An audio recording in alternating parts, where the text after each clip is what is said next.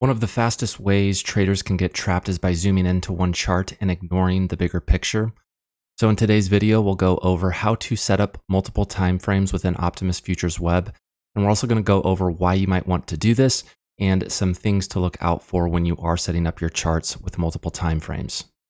When you're logged into the platform and you have the asset that you want to trade up and on your main chart, you'll want to come down here to the bottom left, and there's 4 visible options right here. But if you want more layouts, you can just click on the 3 dots and you'll have a wide variety of options. But for this particular example, we're just going to go side by side. So select that, and that will duplicate the chart. So on the left, I have ESZ, both 30-minute. And if I want a higher time frame on the left-hand side, I'll just make sure this chart is selected and go to the desired time frame. So we'll do 4 hour. It will change this chart to a 4 hour, and this chart is still at a 30-minute time frame. I already had this trend line in here, so it just duplicated it when I copied or when I updated the layout. But if you want to make sure that all of your drawings sync to the existing layout, you'll want to come down here to the bottom left and click on this button here, link drawings on this layout. So once we click this and make a new drawing, it will automatically sync it to the current layout. So I drew on the 4 hour, but it's showing up on the 30-minute as well.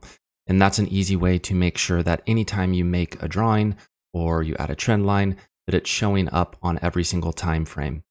We can also change the time frame if we want to. So on the 30-minute chart, if we want to zoom into, let's say, a 5-minute, all of those drawings show up on the 5-minute chart.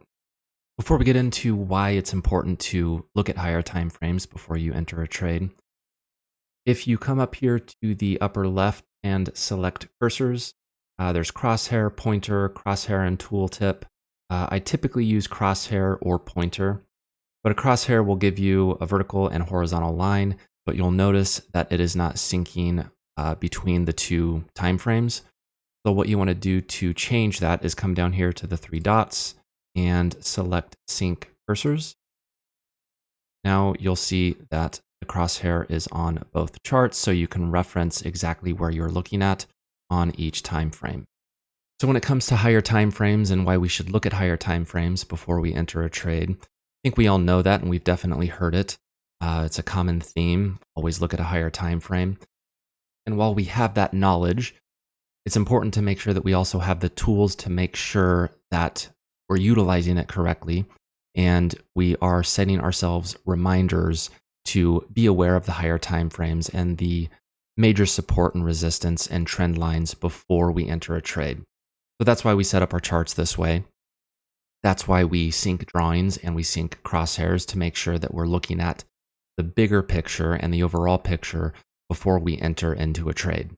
So if you're looking at a 5-minute chart, you can see that price came up, sold off, found buyers, and then pushed through resistance, made new highs, and then started to trail off here.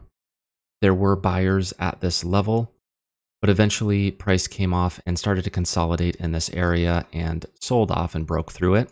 So if you're short biased and looking for a potential short entry, you could say, okay, I want to enter here on a retest or in this zone and look for a target down back to this level here around 66.90. There were sellers here, came off, came up again, and there were more sellers, but it did not make it down to 66.90. So if we look at a longer term time frame to why that might be, we can see here on the hourly chart, we have a trend line with 1, 2, 3, 4, and then 5 touch points.